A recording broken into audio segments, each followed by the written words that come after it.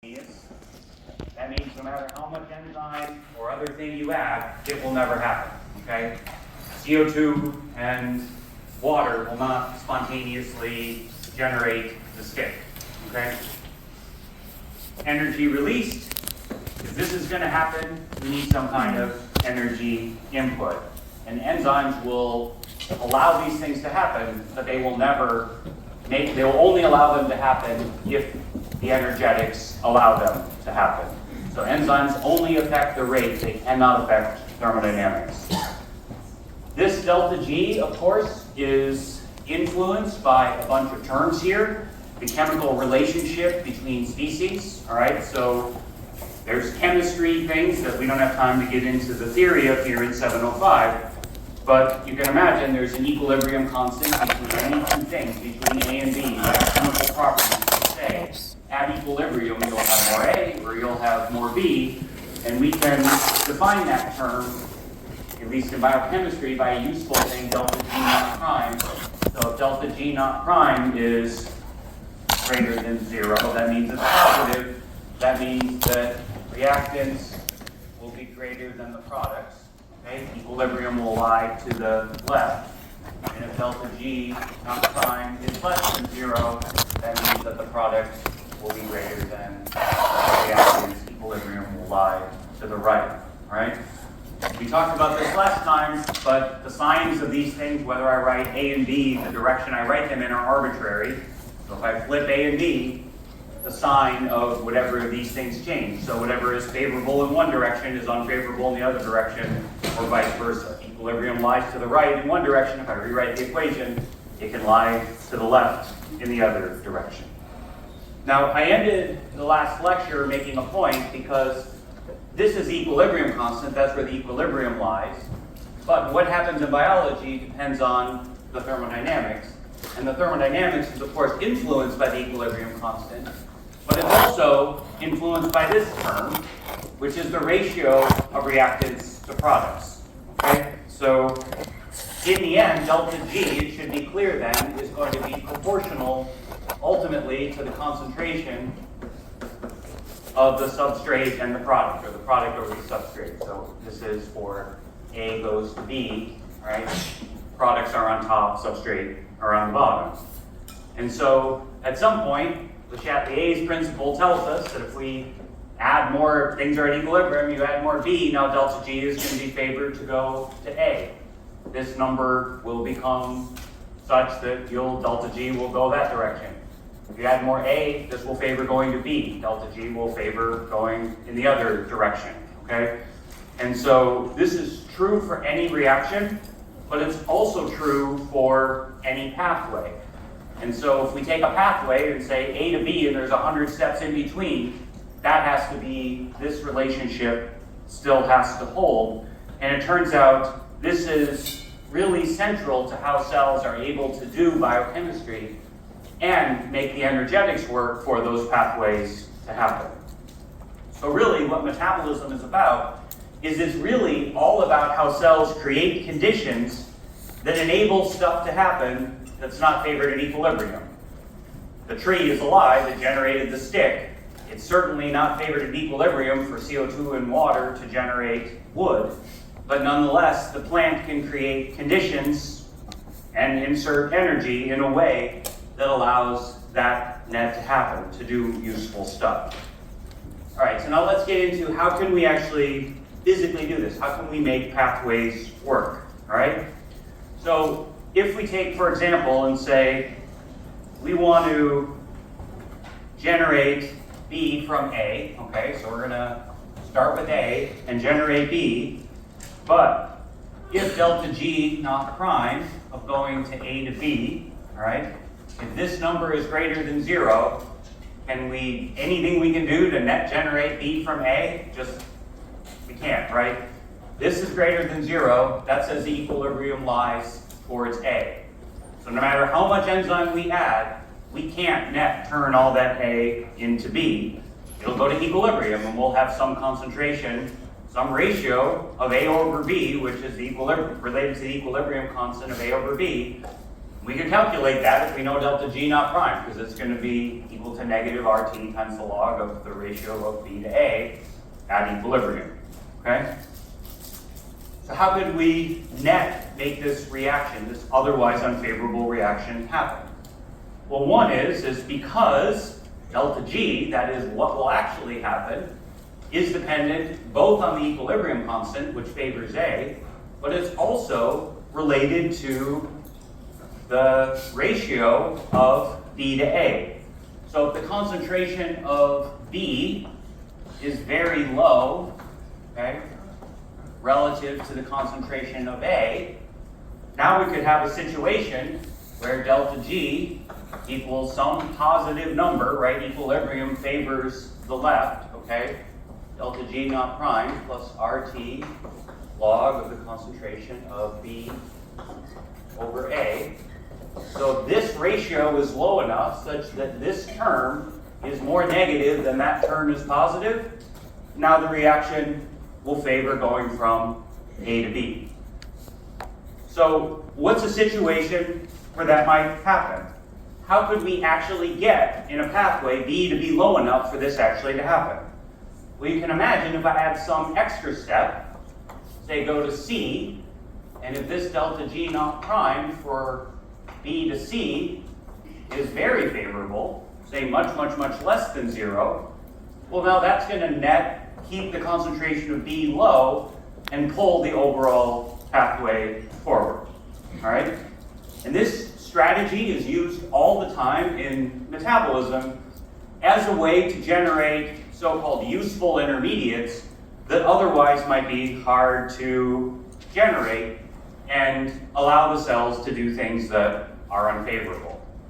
It'll be very clear what I'm talking about as we go through today's lecture and we get into some examples, but I think just a very clear one to think about that I think relates to stuff you covered on the last exam, which has to do with the energy of peptide bond formation, right? So intuitively, building a protein, that's the opposite of entropy, right? You're building a polymer of amino acids. Where did the energy come from to do that, all right? You charge the amino acyl tRNA, and as part of that reaction, you ended up used GTP, and that GTP went to GMP plus 2 inorganic phosphates, and then you can cleave that pyrophosphate to 2 inorganic phosphates. Turns out this has a very favorable reaction, so you keep the concentration of pyrophosphate very low in the cell. That helps draw the entire reaction forward to energetically drive polymer synthesis. All right? Now, this actually leads to a very important thing here. I have 2 different reactions happening here. What if I just take A and go all the way to C in one step, as opposed to going A to B to C? Well, we just talked about this is equilibrium lies to A, but B to C equilibrium lies to C. Well, what's the relationship between A and C? Well, it has to be the sum of the relationship between A to B or B to C, right? That has to be true. If I burn wood, whether I do it in one step or 100 in different steps, the thermodynamics, the relationship between A and C is the same. All right, so I wrote up there, if you go to A to B and you put a C and D in the middle, A to C plus C to D plus D to B, it has to equal A to B. In other words, the thermodynamics, I'll just do it for this one because it's easier. If delta G naught prime, whatever it is from A to C, has to equal delta G naught prime for A to B plus delta G naught prime for B to C, or however many steps I want to add in place. So this is really important. It says I can use this trick of coupling something that's thermodynamically more favorable to allow me to do something unfavorable, right? Cell doesn't want to make A. Chemistry doesn't favor making A. But if A to C, if chemistry favors C being made relative to A, well, now I can go through some unfavorable intermediate as long as I build a pathway that makes sense. This can go unfavorable, but this will be very favorable, and so now I can allow this otherwise unfavorable thing to happen. But if I net want to turn A into C, I net want to synthesize a protein, well, that's not favorable. So now energy has to come from somewhere. And in other words, you need energy input in order for that to happen, to do this unfavorable stuff. And this is really where ATP now becomes useful to cells. So this kind of now sets up, we can now start talking about how is it that ATP actually provides energy for these unfavorable reactions. No one had ATP for breakfast, okay? And the reason why is because ATP is useful, but it's not useful in and of itself. It's useful if delta G naught prime is positive, that means equilibrium favors A. But delta G naught prime for x to y is negative, that is equilibrium favors y. Well, now we can create a situation where we can use the energy released from x to y to help make things happen A to B. But again, biology is not an equilibrium, so it still depends on what the cell actually does is going to be delta G. So now it's going to be delta G of delta G naught prime of A to B plus delta G naught prime of x to y plus RT log of both products, B and Y, over both reactants, A and X. All right? So, delta G, what the cell does is still going to depend on two things: the equilibrium constant of all the coupled reactants and products, as well as the ratio of all the products over all the reactants. All right, so if this number is positive, equilibrium favors A, but this number is negative, well, we have those two things together, and this number will be some number. And as long as this term overcomes whatever that number is to make it more negative, now things will actually happen. Now, it should be obvious here that the absolute concentration of any of these things is totally irrelevant. Okay? Absolute concentration only matters to the extent, of course, if you get into, when Professor Yaffe talked about enzymes, if the concentrations are so low, it doesn't matter, that's not going to affect the thermodynamic relationship. But enzymes have to bind to their substrate, the Km and stuff like that. So as long as the concentration is above the Km of the substrate, the enzyme doesn't matter, right? The concentrations will determine what happens. Okay, so concentration only matters in the extent that it may need to bind the catalyst. That can be important. But otherwise, delta G, the energetics, have nothing to do with concentration. It only has to do with the ratios of reactants and products. Okay? So delta G is always proportional to the ratio of the products over the reactants. Yes? Does this hold true if you use delta G prime A to Y and X to B, or does it have to be in specific pairs if you have multiple products or reactants? It's whatever you couple in the reaction. It'll make sense here as I go through some examples. Okay? If something has nothing to do with the reaction, it's happening over here. As long as it's coupled in some way, this relationship has to be true. All right? So I think a good way to do this is to actually add some numbers and actually take through what this is, and hopefully this will be a little bit more clear. So let's actually take the reaction, the ATP hydrolysis, which you saw written over and over again. ATP goes to ADP plus inorganic phosphate, all right? Leaving the phosphate off of ATP. Okay, this number has a delta G naught prime that's equal to negative 7.5 kcals per mole. What does that number tell us? This tells us about equilibrium, right? So at equilibrium, what's going to be favored? Which side? ADP plus phosphate, okay? Chemically, makes sense, right? We're increasing entropy, we're cleaving the phosphate off the bond, okay? That's a labile bond, it wants to leave, right? The reasons why are not important. The bottom line is this is the chemical relationship between ATP and ADP and phosphate, and that means that equilibrium will lie to the right. Does that mean that if I take ATP, all of it will become ADP plus PI, and I let it go to equilibrium? No, it doesn't. This says there's an equilibrium between this chemical species, and that equilibrium will exist at some concentration that has ATP and has ADP plus phosphate. Can we calculate that what that is? Absolutely. Because we know delta G naught prime is equal to negative RT times the log of, in this case I wrote it this way, ADP times PI over ATP. You guys are better at math than me, but this term is negative 7.5. You can calculate what the ratio of ATP times PI would be relative to ATP, right? Now, delta G equals the whole thing. I've written it 6 times up there, okay? So if we plug that number in, and we deviate from that ratio, I dump a bunch of ADP and PI in the thing at equilibrium, well now delta G is going to be negative, and it's going to favor making ATP until it reestablishes equilibrium.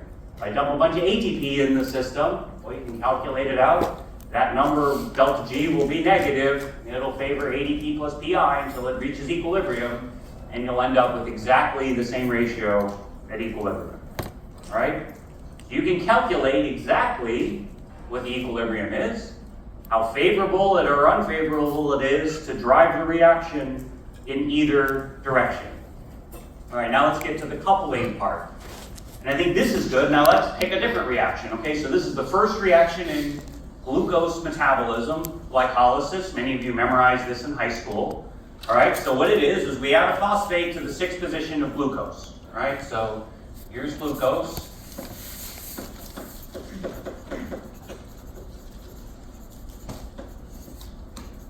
Okay, I drew it as alpha D glucopyranose. All right, alpha because the OH is pointing down. Remember, this is carbon 1, 2, 3, 4, 5, 6. I put a phosphate on group 6. By the way, because I'm lazy and because biochemistry is so complicated, I cannot draw out the structure of absolutely everything all the time. So inorganic, just to be clear, inorganic phosphate equals PO4 3 minus, okay? And I will cheat and oftentimes just take a P and put a circle around it. And when I do that, I mean phosphate, okay? All right, so in this case, what's the first reaction in glycolysis? I'm making this molecule, alpha D glucopyranose 6 phosphate, phosphorylate glucose at the 6th position. I'm going to take glucose plus inorganic phosphate. Ultimately, this is the reaction that's happening. And I'm making glucose 6 phosphate, okay? What's this reaction? Well, this has a thermodynamic relationship as well. Does glucose want to have phosphate on it at the 6th position? So delta G naught prime, in this case, is equal to positive 3.3 kcals per mole. All right, so what does that mean? It's a positive number, so equilibrium favors which direction? Good, that direction, perfect. All right, how much does equilibrium favor that direction? Well, I can calculate it all out because this tells me at equilibrium what the relationship of glucose 6-phosphate is to phosphate plus glucose, all right? And so if I want to trap glucose in the cell as glucose 6-phosphate, what do I do? It's never going to spontaneously happen. Some of it will happen. But if I want to trap more of it than equilibrium allows, well, now I have to add energy, because energetics favors that direction. So how do I add energy? Well, I carry out the reaction that you guys memorized as the first step in glycolysis, which is glucose plus ATP goes to ADP plus glucose 6-phosphate. Okay? All right, well, what does equilibrium here favor? How much is it actually going to change? Well, if I calculate it out, okay, delta G of that coupled reaction is going to equal delta G naught prime of ATP going to ADP plus delta G naught prime of glucose going to glucose phosphate, okay, I'm just going to abbreviate that, plus RT times the log of glucose phosphate over glucose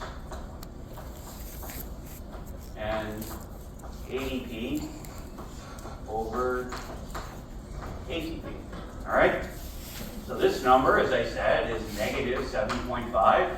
This number is plus 3.3. All right? So, and I'll do math. That means this term is negative 4.2. Delta G of the coupled reaction, delta G naught prime of the coupled reaction is negative 4.2. Where does equilibrium favor? This side, okay? Favors glucose trapping, all right? The intrinsic reaction of adding phosphate to glucose is not favorable, but now this coupled reaction, I've now coupled it and made the reaction favorable, all right? How favorable is this reaction? How much glucose will you trap? Well, it depends on this, right? How much glucose you trap with glucose phosphate is this ratio. That depends on this intrinsic relationship, but it also depends on the concentration of ADP relative to ATP. So this term, all right, which is going to depend on the ratio of these concentrations, if this is less than 4.2, it's going to favor phosphorylation of glucose to make glucose phosphate. If this number is greater than 4.2, well, now you're not going to trap any more glucose as glucose phosphate. It's going to favor the opposite direction. It'll favor ATP synthesis from glucose phosphate. All right? Now, so what this means is that if the ATP-ADP ratio is high, if this number is very low, ADP over ATP is low, lots of ATP relative to ADP, you're now going to favor glucose being trapped as glucose phosphate. But if this number falls, you'll actually change this ratio, make it very low, well now you can favor the opposite direction, okay? So this is why it's hard to equate just by itself ATP with energy. By itself, the concentration of ATP is totally irrelevant, okay? The concentration of ATP, I mean, it's important, but the energy of ATP doesn't exist within the ATP itself. It exists in the fact that ATP hydrolysis is favored, but the energy release depends on the ratio, not the absolute concentration of ATP. And how much energy this provides depends on this ratio and what you're trying to do. So how much energy it takes to trap glucose as glucose phosphate depends on how much glucose phosphate you have relative to glucose. All right? So the key point here is that only the relative concentrations matter. The absolute concentration is totally irrelevant, except in biochemistry it needs to be above the KM of the enzyme so the catalyst won't work.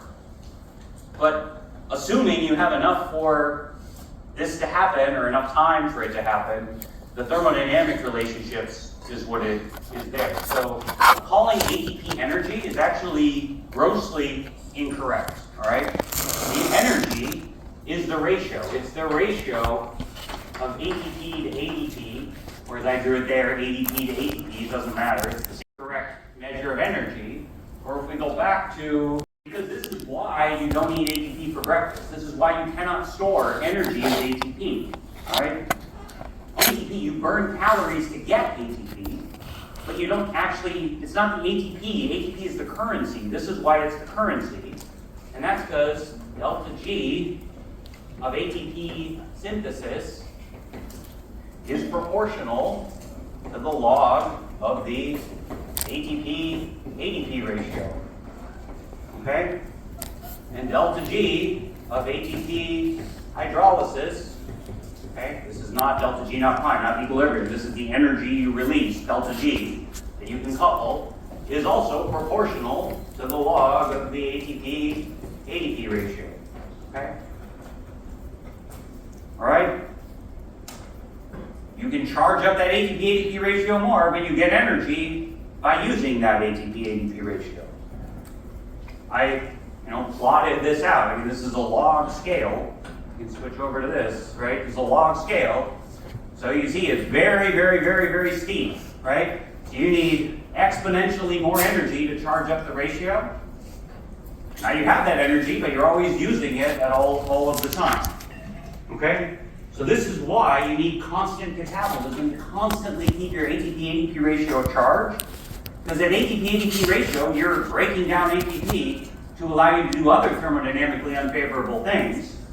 But that means you also constantly have to be doing some kind of catabolism to keep that ATP-ADP ratio high, because it has to be favorable to keep the ATP-ADP ratio high at cellular concentrations to allow that ATP to do otherwise unfavorable stuff, right? Fight entropy, etc. Yeah. Yeah, but it's irrelevant. I mean, yes, you would write it that way, but the numbers are relevant, right? It's just the flip side, right? It's still proportional. It's proportional to the ratio, okay? But you're right. You're calculating it, you would flip it. Yeah. Can you also use ATP hydrolysis to energy, or do you not have the right enzymes? Well, I mean, again, the thermodynamics are independent of enzymes, and the thermodynamics control what happens. So, can you also use ATP hydrolysis to energy? You could, yeah. Provides exactly the same amount of energy. Now, the kinetics might matter, right? If it takes infinite time for ATP hydrolysis to happen, well, that's not going to work for a cell either, right? So you need the enzymes. The enzymes are important. I don't want to say they're not important. But the enzymes make these things happen on a short time scale that is compatible with what cells do. But the enzymes are irrelevant to the energetics of what's happening, all right? And this is why so the future doctors out there, if you have an MI or a stroke and you no longer deliver oxygen, it turns out you need oxygen, this will be clear as we go through the class, to keep making ATP. If you stop making ATP, the cell's ATP-ADP ratio falls to a non-useful ratio in a matter of seconds, all right? Cyanide poisoning also stops basically your ability to make ATP. You die very quickly because your ATP, if you don't constantly do metabolism to keep that ATP-ADP ratio high to do all the other unfavorable stuff the cell needs to do, it falls to a useless ratio in a matter of seconds, and you die. And that's why ATP, and I cannot stress this enough, the absolute concentration of ATP is not a good measure of energy, all right? Energy is the ratio of the ATP to ADP, okay? This is where the energy is, or actually more formally, the ATP-AMP ratio is typically used for something called energy charge, all right? That's the best way to define cellular energy. And why is it ATP to AMP? Well, it's because cells have a fail-safe mechanism if the ATP to ADP ratio is falling too low. Well, it has an enzyme that does this. 2 ADP can go to an ATP plus an AMP. Why is this helpful? Well, because ATP-ADP ratio, a lot of stuff is coupled to that in the cell. If I take 2 ADP and I use it to make an ATP and an AMP, what have I done? I've added an ATP to the numerator, and I've taken an ADP away from the denominator. I keep my ratio in a good range where I want it to be. Can I do this forever? No. Eventually I'm going to run out of ADP to do this with, because this has its own thermodynamic relationship we're not going to get into. But really, it turns out cells really defend their ATP-AMP ratio. And as I said, in these papers where people report, oh, the cells have more or less energy based on their ATP concentration, it's crap. If they measure the ATP over AMP, it's actually very difficult for a live cell to not have a fixed ATP-AMP ratio at all times. Usually they're measuring differences in cell size. Remember, concentration relates to the size of the cell too. Right? So if the cell's bigger, it'll have more ATP. If the cell's smaller, it'll have less ATP. But the ATP-AMP ratio is pretty much heavily defended in cells and actually doesn't fluctuate very much under living cells conditions. Now, one always needs to do catabolism, though, to deal with this demand for ATP. So if suddenly someone were to, jump out over there and come after me. Sorry, I screwed it up. I thought it was after. It's not. Okay. She knows what I'm talking about. If someone were to suddenly come scare me and start chasing me across the room, okay? You know, she's coming at me and she's going to try to kill me, all right? What do I have to do? I can't sit there and, like, you know, build up energy and wait to go do something. I got to run now, all right? I got to go. My muscles go from doing nothing to now burning a ton of ATP because I need to run away from her who's really evil and trying to kill me, okay? All right? So, how do cells deal with that? Well, obviously, they can increase catabolism, right? You go for a run, burns more calories, right? Why are you burning more calories? Because you're expending more energy to run.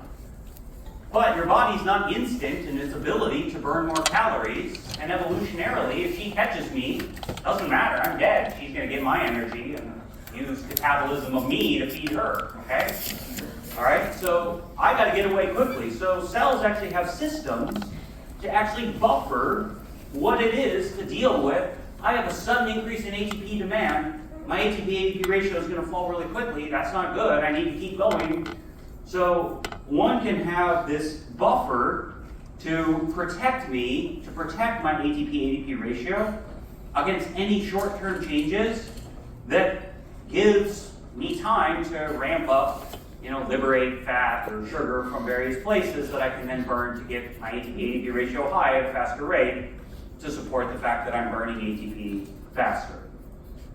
So how could I do this? If I want to couple a reaction to keep ATP-ADP ratio high, what would I actually want to do?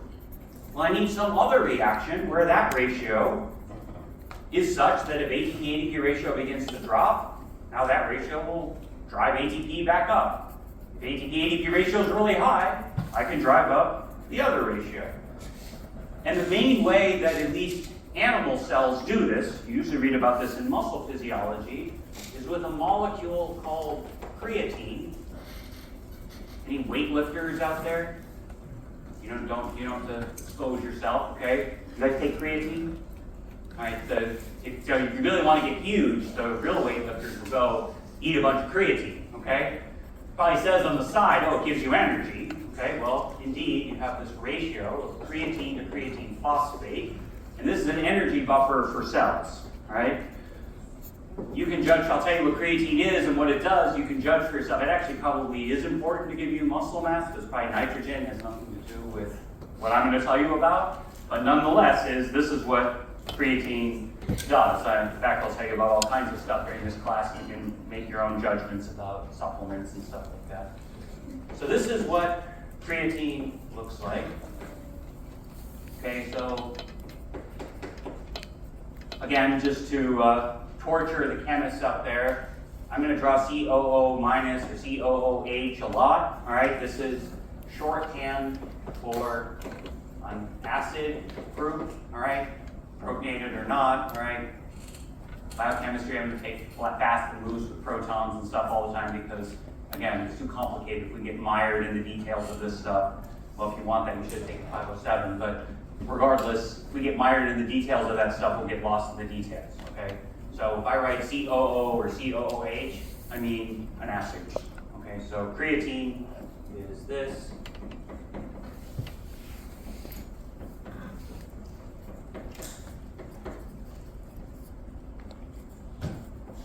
Okay, so this is creatine, and creatine phosphate is, I'm phosphorylating this nitrogen, okay? So remember P with a circle is a phosphate on it, and this, the last time will be explicit. This is actually a nitrogen phosphate bond, okay?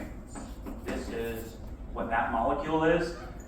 Turns out this P to N bond is even more labile than the phosphodiester bond that you guys see in ATP and all the nucleotides and stuff that Professor Yappi talked about. Okay, so this is creatine or creatine phosphate. I showed you how it's phosphorylated.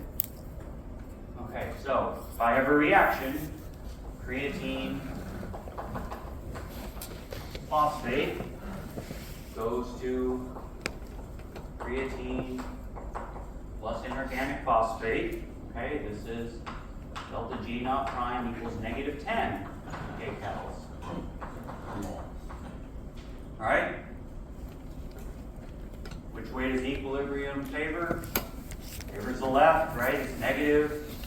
How much does the equilibrium favor to the left? Well, relative to ATP to ADP hydrolysis, which is -7, which one's going to lie further to the left?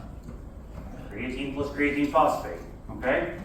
So what happens if I couple the reactions? What if I go ATP plus creatine goes to ADP plus creatine phosphate, okay? All right, so this is, what's delta G naught prime? Delta G naught prime of this coupled reaction is going to be delta G naught prime of ATP going to ADP plus delta G naught prime. In this case, I drew the opposite of that. It's creatine to creatine phosphate, okay? This number is -7.5. This number I switched here, so I switched the signs, is +10. So this reaction, delta G naught prime, is plus 2.5 kcals per mole. Where does equilibrium here favor? To the right. Okay? Good. So what's going to happen in cells? What's going to be favored in cells? Well, it's going to be delta G equals plus, as I drew it, 2.5 plus RT times the log, in this case, as I drew it, the ADP over ATP ratio, and the creatine phosphate over creatine ratio. So, if this term is less than 2.5, okay, so -2.5, we will make creatine phosphate, just like I drew it. If this term is greater than -2.5, we will make ATP, because now the other direction will be favored. So now let's think about what this means. If my ratio of ATP to ADP begins to fall, well, now I favor using my creatine phosphate to creatine ratio to make ATP. If I have lots of energy, I'm sitting around resting, I charge up my ATP-ADP ratio. Well, I also now I favor now charging up my creatine phosphate creatine ratio. The TAs suddenly try to kill me. I can now use that energy to run away really quickly and buffer this until I can turn on catabolism to maintain my ATP-ADP ratio for the long term, all right? This is not a long-term solution, but it's a buffering system, but it actually illustrates exactly how the cell uses energy. So if we go here, this is actually what happens in real muscle physiology. You can stop making ATP entirely, but now you're exercising your muscle. You'll consume all your ATP. Your ATP-ADP ratio will go to an untenable place in seconds. But you have this creatine phosphate, which will give you a couple extra seconds to allow you to turn on various aspects of metabolism that increase to now keep your ATP-ADP ratio high. And so when you go to GNC to buy your creatine to get huge at the gym, it'll say, oh, this is an energy molecule for the cell. That's true, but that's nothing to do with why it's going to help you build muscle. It's, as I said, probably the metric. All right. Okay, now I want to point out, ATP and creatine phosphate, if you go to your textbook, people are going to say, oh, these are high energy compounds, right? And they'll write a bunch of hand-wavy crap about how these are labile bonds. I mean, they are labile bonds. And the lability of those bonds favors hydrolysis. It's why equilibrium favors hydrolysis, all right? But the energy is not in the bond. You break a carbon-carbon bond, you get a lot of energy too, right? We'll tell after the break. You burn glucose, you get a heck of a lot more energy than if you break an ATP phosphodiester bond, all right? So the key thing here is the energy is in the ratios. This is the thermodynamics of really what's going on. It's not the bond itself, and that is a much better metric of biological energy. Okay, let's take the break, and then when we get back, we'll start talking a little bit more about glycolysis. Oh no, my phone's recording.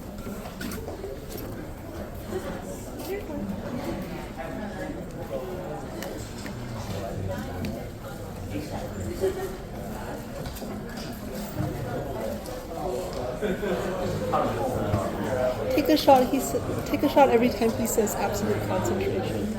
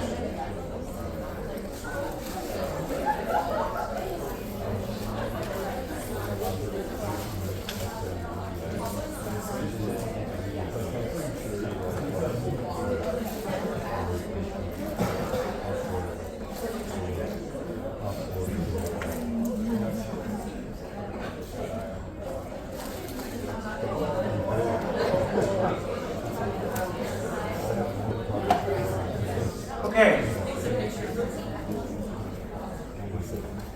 So now we're ready to talk about how it is that glucose catabolism, our first catabolic pathway, how it releases energy and how this is useful to keep ATP, ADP in a useful range for cells. So how could we use glucose catabolism to keep ATP, ADP high, all right? So just like I drew before for creatine phosphate to creatine, all the same things happen. We just need some energetic thing to be coupled to ATP to ADP conversion such that ATP synthesis is favored. Right? If the creatine phosphate over creatine ratio was such, it favored ATP synthesis. We need something exactly like that for cells.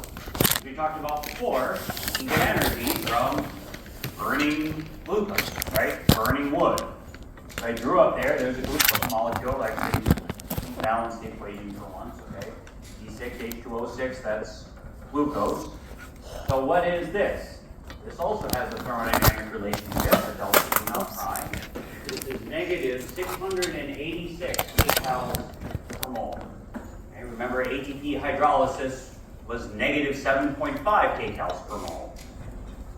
Heck of a lot more, at least energy here, if you want to call it that.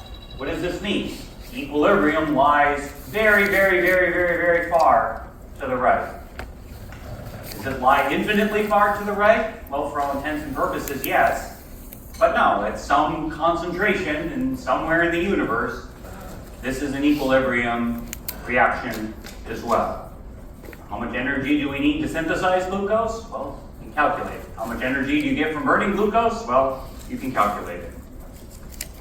But if we couple ATP going to ATP synthesis, this delta G naught prime is equal to plus 7.5 kcals per mole.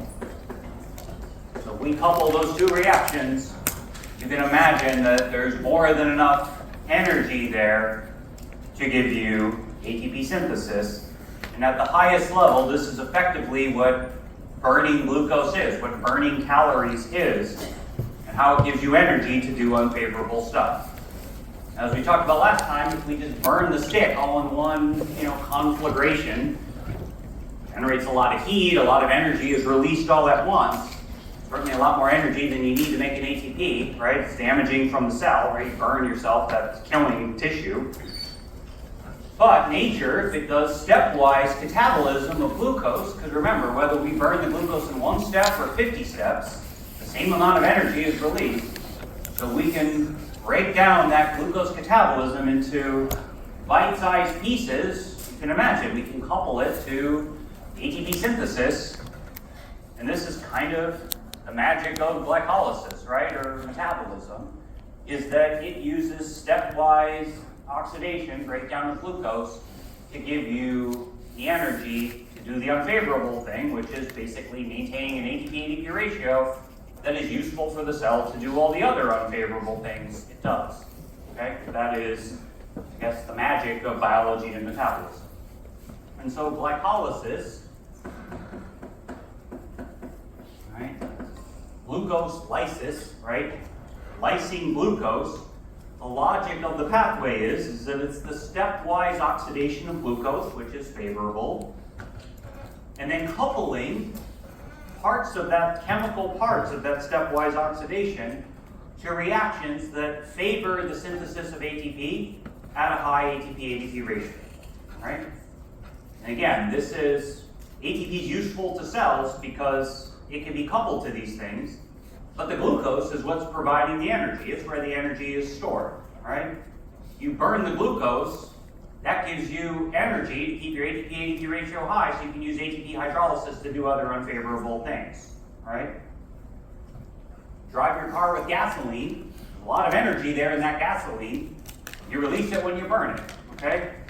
So you use things like glucose or gasoline, these are relatively stable molecules.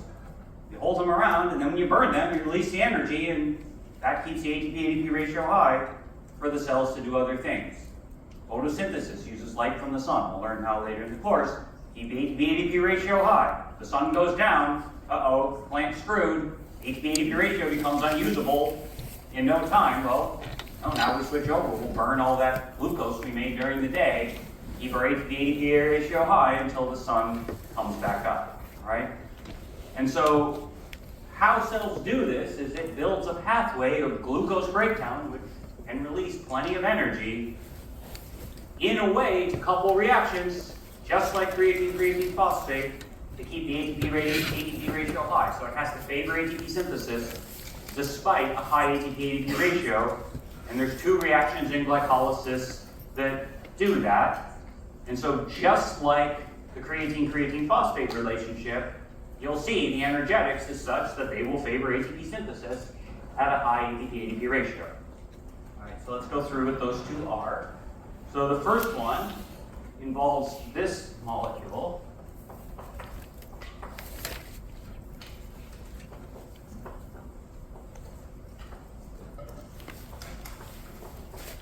Okay, so this is a molecule called phosphoenolpyruvate.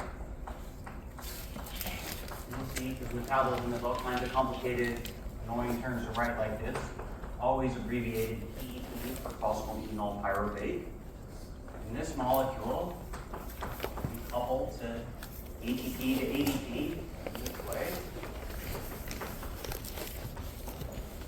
And it will generate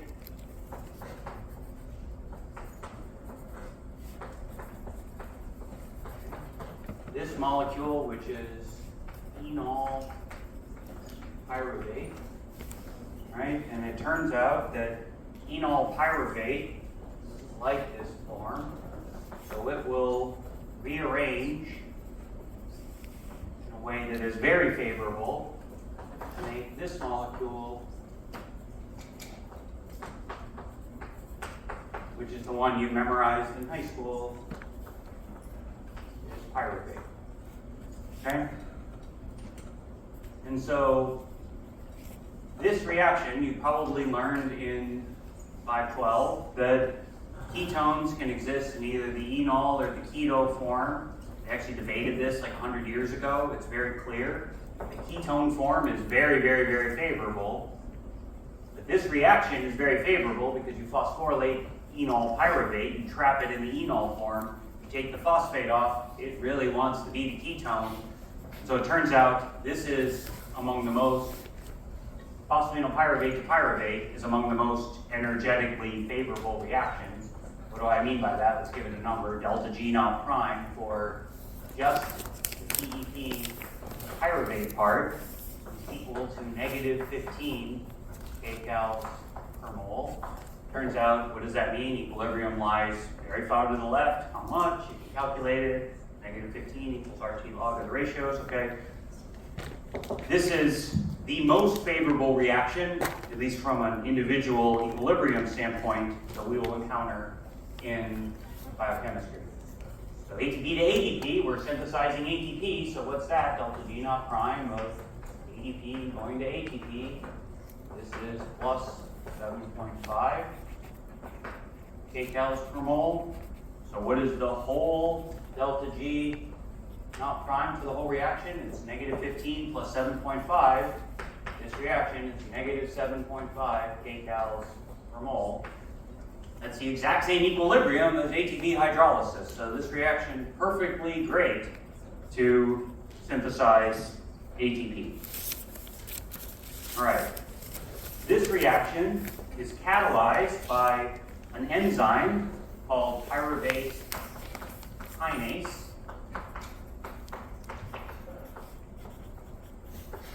I want to say a couple things about pyruvate kinase. Pyruvate kinase is the classic reaction in your textbook. This is the reaction that's classically described as irreversible. Is it irreversible? No, no reaction is irreversible. That would violate a law of thermodynamics. In fact, the damn enzyme name is named for the reverse reaction. It's kinase that phosphorylates pyruvate to make phosphoenolpyruvate, right? Why does it say irreversible in your textbook? It says irreversible because at a ratio of ATP to ADP that's compatible with life, this ain't ever going in the leftward direction because that's the same amount of energy that's required to synthesize ATP, all right? All right, so in cells, this is effectively always going left to right, but energetically, you can create conditions in a test tube that would easily allow you to synthesize phosphoenolpyruvate, as the name implies. Okay, so that's one reaction. The other reaction is catalyzed by an enzyme called phosphoglycerate kinase.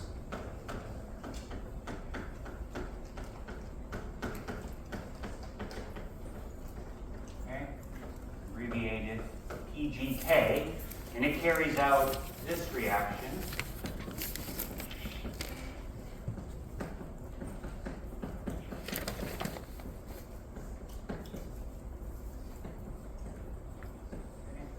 This molecule, so this part of the molecule here is glycerate, okay? This is 1,3-bis phosphoglycerate. or 1,3-BPG. You guys did hemoglobin this year, right? Remember 2,3-BPG? So 2,3-BPG. So this is carbon 1, it's the acid, 2,3 phosphate here and here, that's 2,3-BPG, that's the allosteric regulated hemoglobin. Here's 1,3-BPG, phosphate's now on the 1 and 3 position. On the 1 position, this is an acid anhydride, that's a pretty good phosphate donor, okay? So that's why, couple it to this reaction.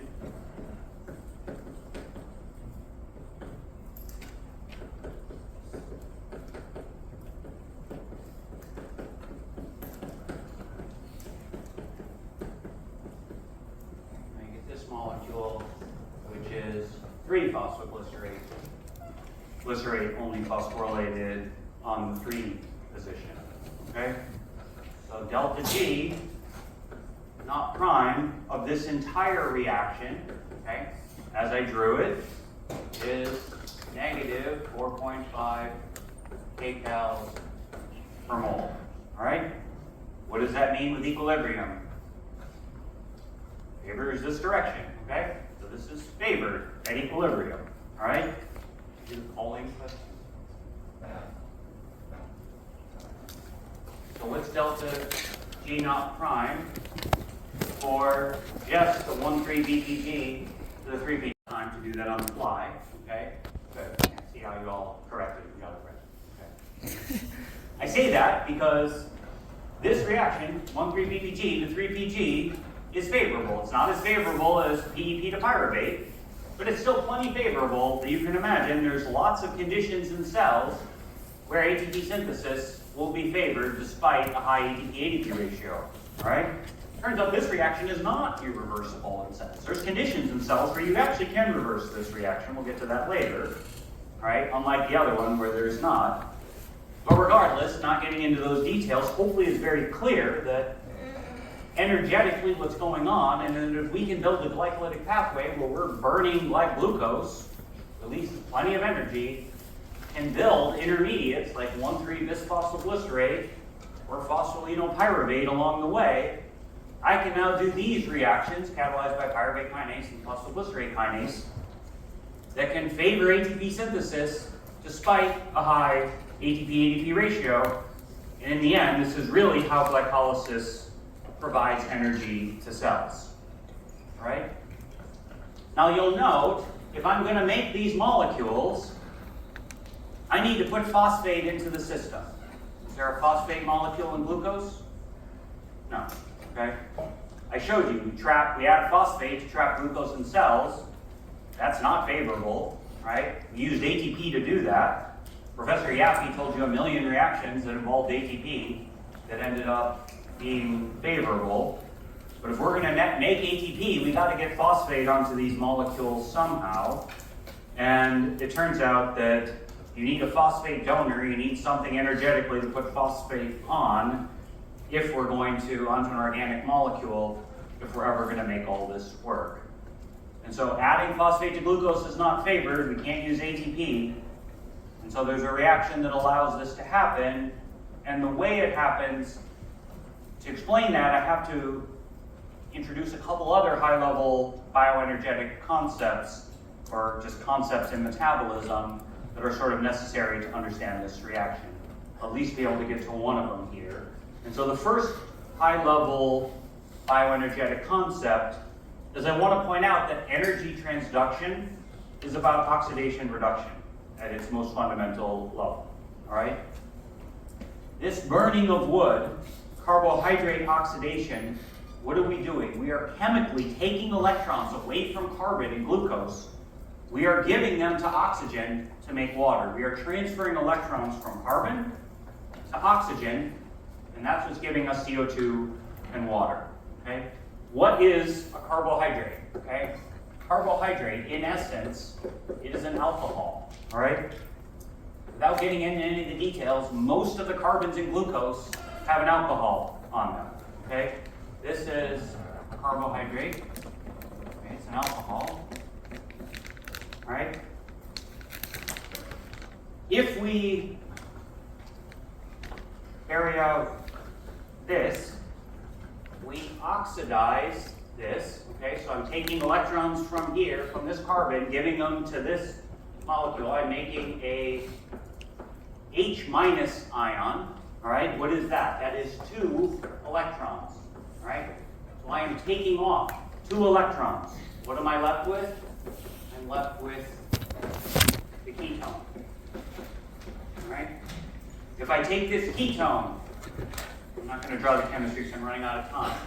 But if I take electrons off of that again, what do I get next? I get the acid.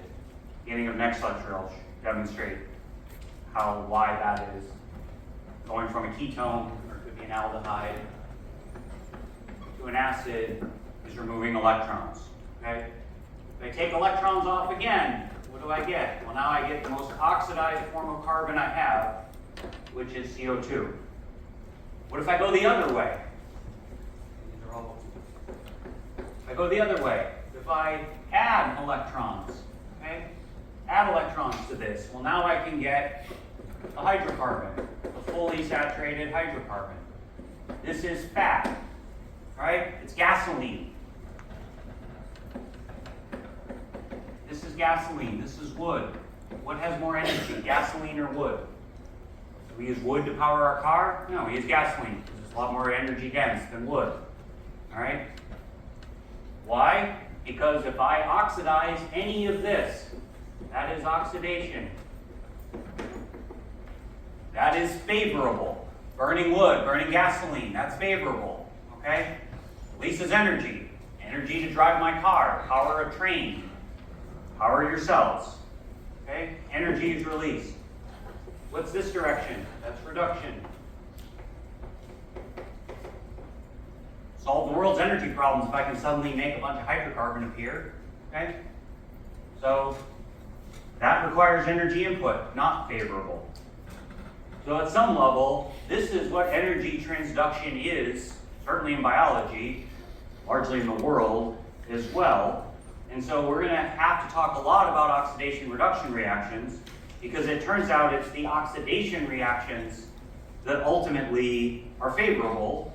Because why is that? Because oxygen wants the electrons more than carbon does, so that's favorable. So if we oxidize carbon to go to CO2 and water, that's going to be favorable. That releases energy.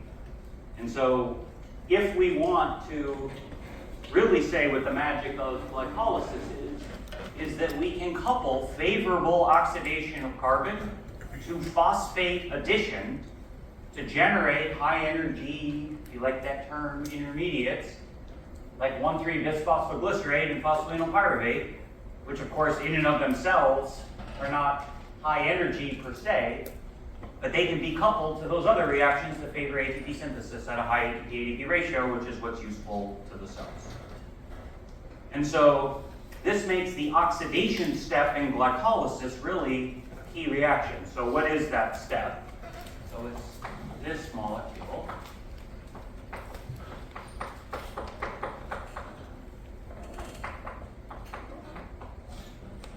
Okay, so this molecule is a molecule that is D-glyceraldehyde 3-phosphate. Okay, so this is a straight up triose. D sugar, an aldose, right? Carbon 1, 2, 3, phosphorylated at the 3 position, glyceraldehyde 3-phosphate. Because I don't want to write glyceraldehyde 3-phosphate all the time. I'll write things like G3P, all right? Stands for glyceraldehyde 3-phosphate. So this reaction generates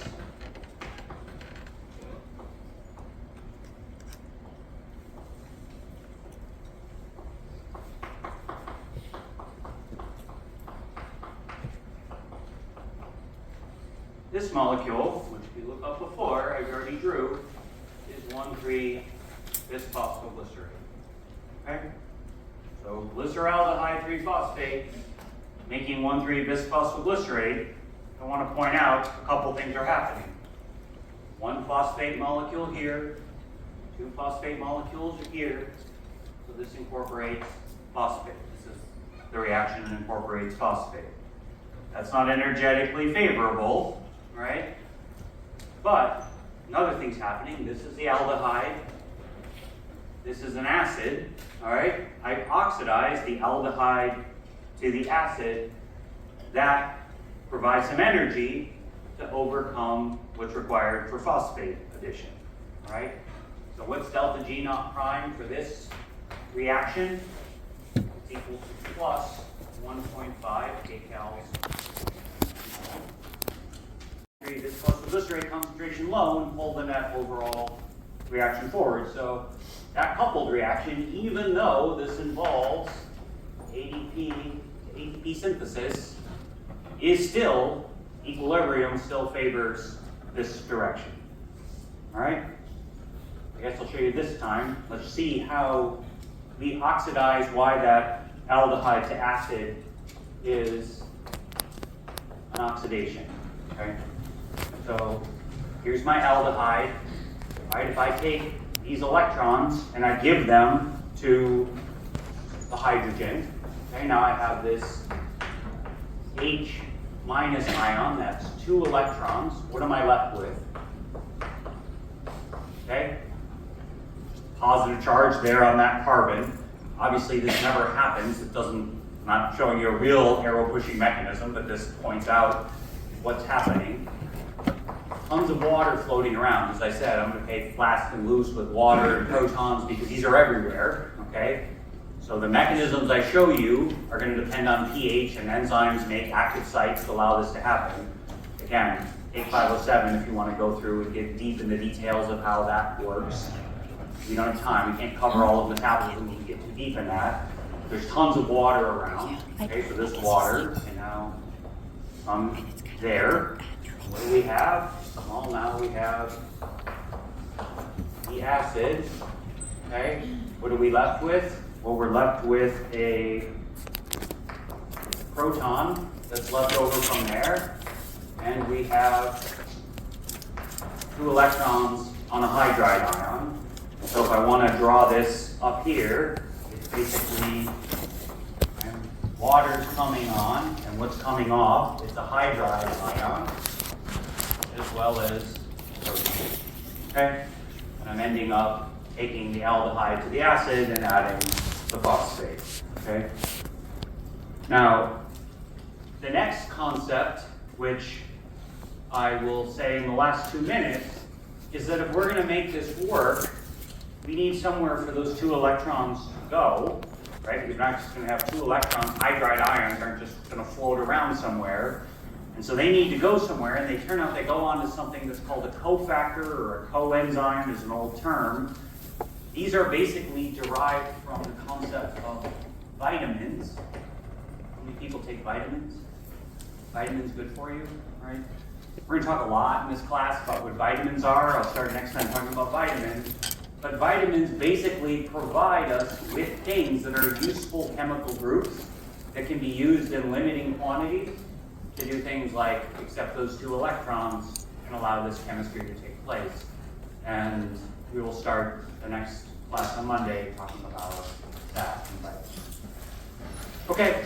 Have a good weekend. Sorry if I accidentally drew the pen so it stays there laying down. Don't worry, we're not.